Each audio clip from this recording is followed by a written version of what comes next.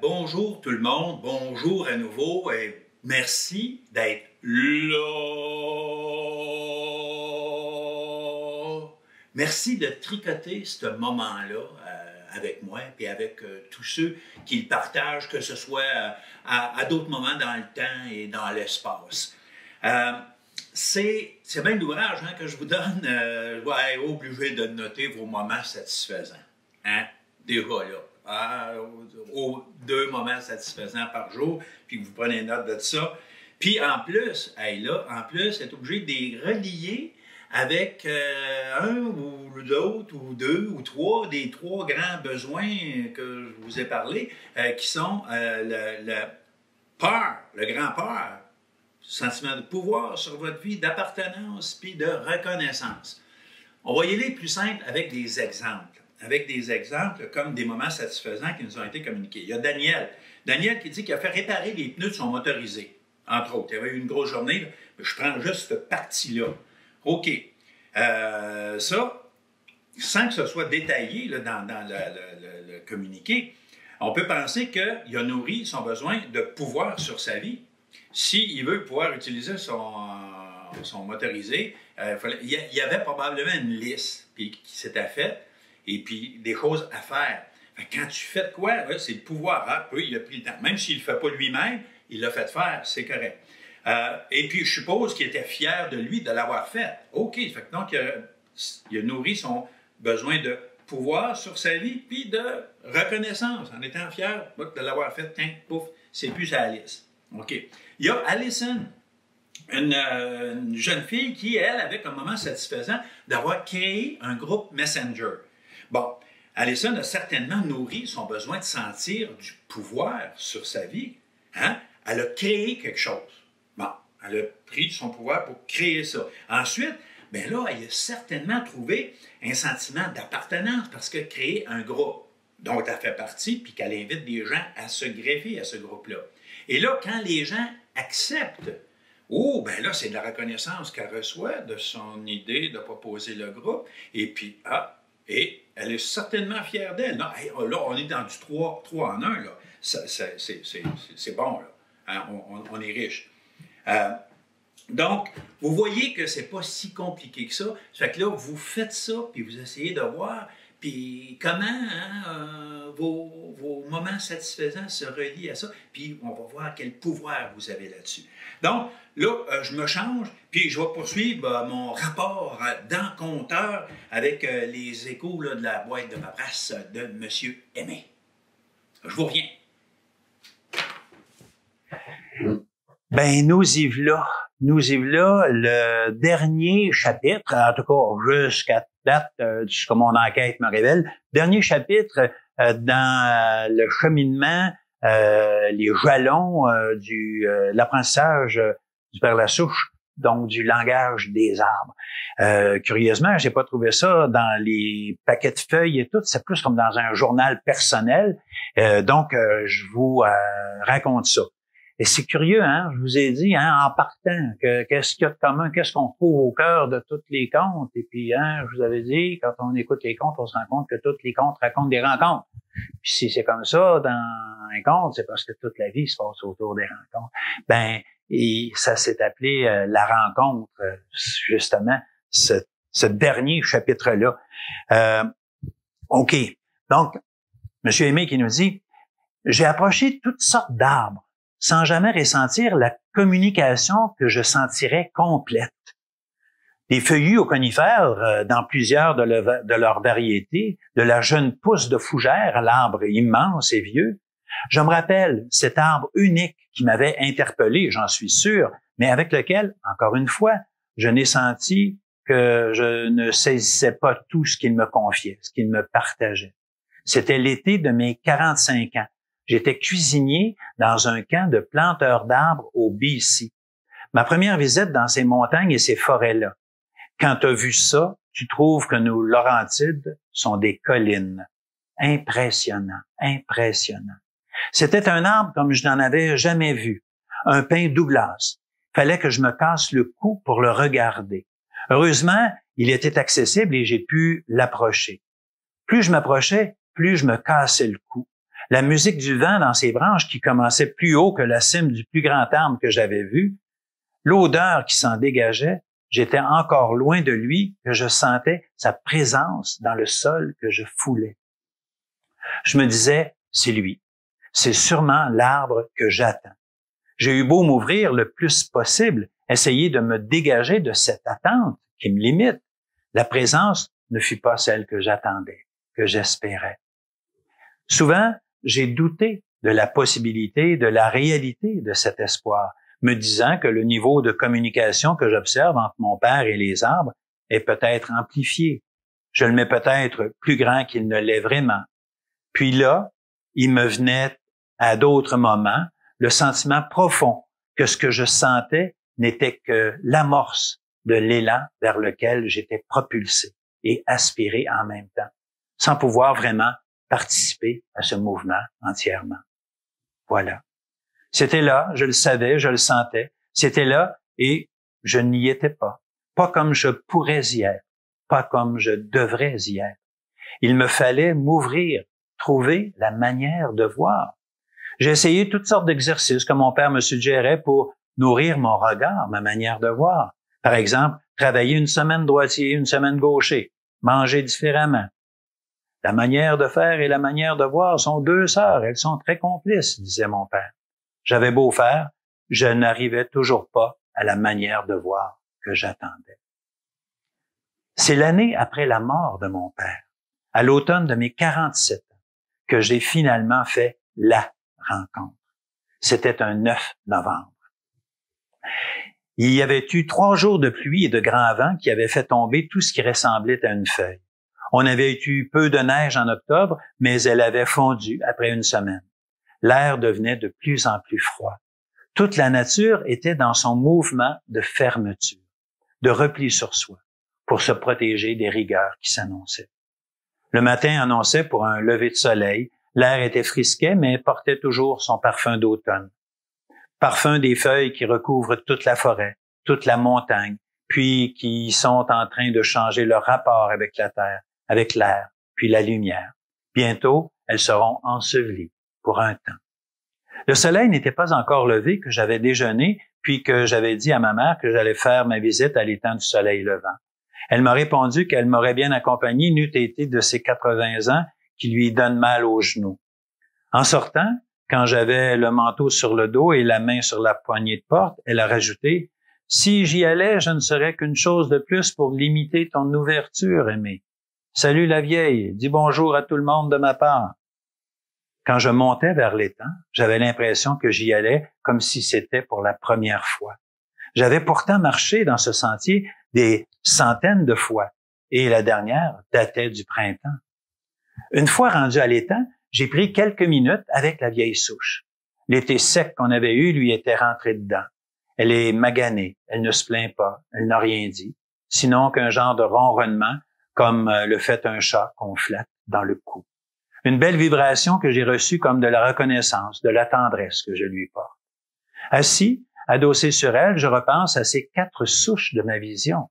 Et si la 4e, c'était la vieille?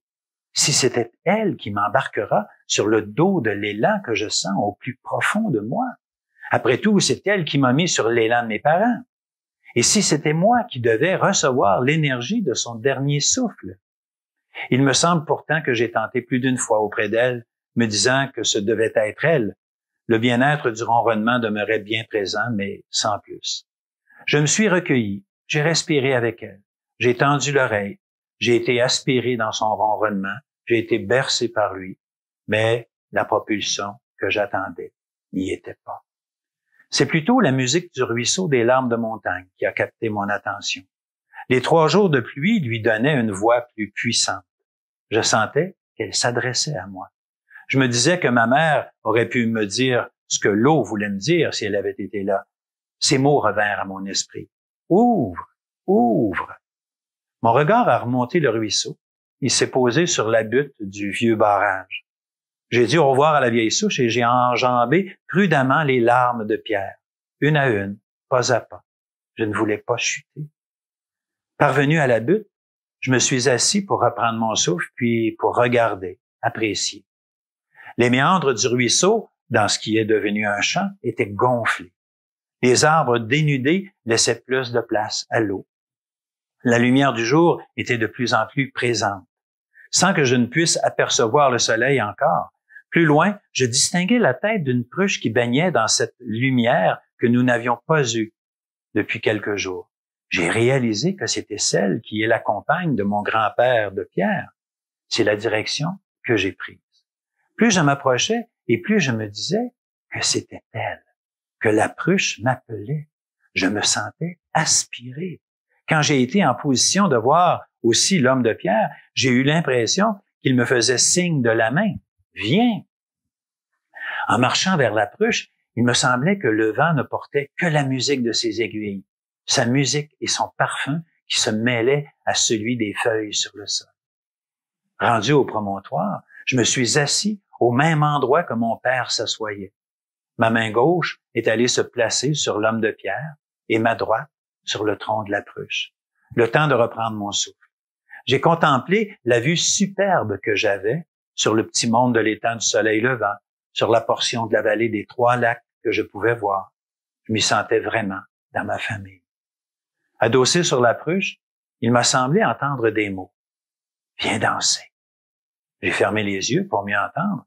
Encore une fois, j'ai entendu. « Viens danser ».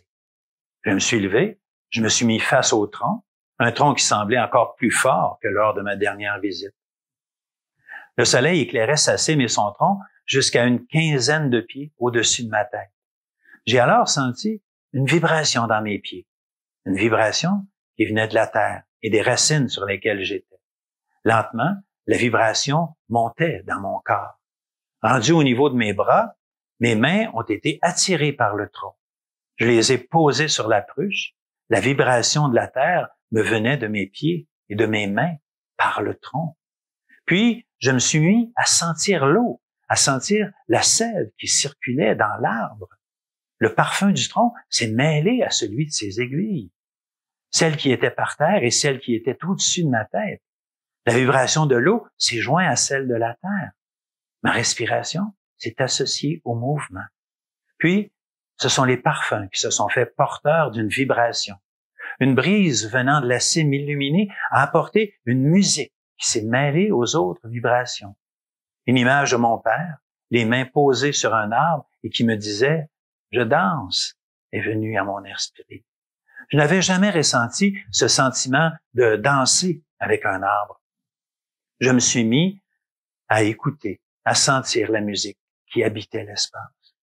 Sur le tronc, la lumière descendait. Elle allait bientôt atteindre ma tête.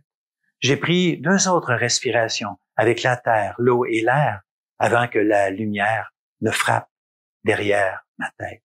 J'ai senti la chaleur m'envahir. J'ai senti la lumière m'envahir. J'ai fermé les yeux pour mieux la saisir. Ma tête s'est réchauffée, mes épaules, mon dos. Dans mes mains, la vibration a changé. Elle est devenue chaleur. C'était comme si toute l'énergie de la lumière captée par chacune des aiguilles était envoyée vers le tronc, vers moi, vers les racines. Les 3 jours de pluie avaient créé une demande. Les aiguilles se gavaient. J'ai appuyé mon front sur le tronc, sur la cicatrice de ce qui avait été une branche jadis. Quand toutes les feuilles sont tombées et qu'elles recouvrent le sol, quand il n'y a plus que les conifères pour capter la lumière et la communiquer à la terre, les aiguilles se sentent investies d'une grande tâche.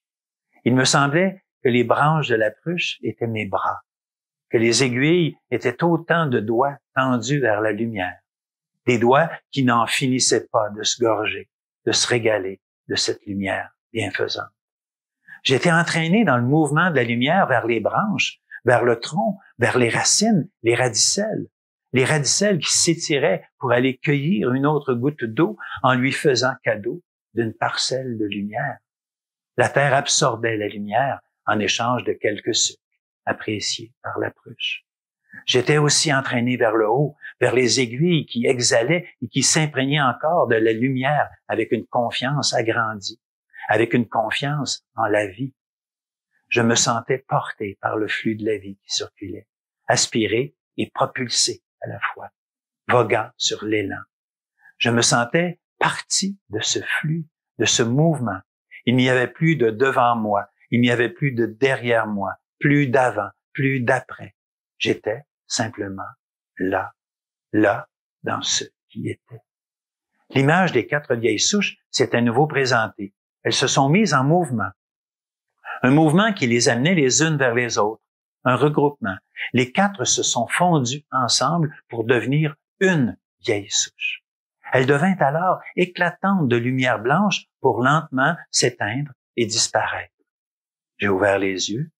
Devant moi, il y avait le tronc de la pruche. Mes mains étaient toujours posées sur lui. J'étais habité par une grande joie. Une voix sifflante me dit alors, « Jean et Alfred te saluent. Il me fait plaisir de te rencontrer, Aimé. Je ne savais plus si je devais continuer d'espérer ta visite. Cette liberté de mouvement que vous avez, qui vous permet de vous déplacer, de voyager, m'est difficile à ne pas envier. J'apprécie ta visite, ta présence. » Je ne savais trop quoi répondre. Comment? Le langage était nouveau, tout en étant connu. Les mots qui me sont venus furent « C'est plutôt à moi de te dire merci, chère Pruche. Merci de ta présence. Merci de m'avoir permis de m'arrêter pour donner un sens à mon mouvement. Merci de m'avoir accueilli, d'avoir ouvert la porte. » J'ai longtemps pensé que la vieille souche m'ouvrirait cette porte. Je croyais que c'était moi qui ne trouvais pas la manière de regarder. Je n'avais pas pensé à toi. J'ai cherché loin, même très loin, en ignorant que la porte était là, juste à côté. Tu vois, cette capacité de se déplacer peut parfois nous éloigner de ce dont nous devons nous rapprocher. Ta présence est riche de ta limite. Tu as sans doute raison, Aimé, mais permets-moi de rêver, répondit-elle. J'ai refermé les yeux et repris quelques respirations avec la pruche. Je nous imaginais dansant, la faisant valser au-dessus du méandre et puis de l'étang, au-dessus de la vallée. Ses racines étaient comme une chevelure qui caressait les arbres sans feuilles. Notre valse nous a fait faire le tour de la montagne pour nous ramener au promontoire. Ses racines ont retrouvé leur place dans la terre sous le regard étonné de l'homme de pierre. J'ai ouvert les yeux, j'ai embrassé le tronc et je me suis penché pour embrasser le front de Pierre, d'Alfred. L'un et l'autre avait le parfum de mon père. La mélodie du vent dans les branches de la pruche m'a accompagné tout au long de mon retour vers la maison. Quand j'ai ouvert la porte de la maison, ma mère était assise près du poêle. Une odeur de menthe embaumait l'air. Le temps que nos regards se croisent, elle me dit « Ferme pas la porte tout de suite, Aimé. Il y a une belle musique qui t'accompagne. » L'air frais qui pénétrait dans la maison mêlait le parfum de la pruche à celui de la menthe. « Bonjour à vous, chère pruche, » dit ma mère, en regardant vers la porte ouverte.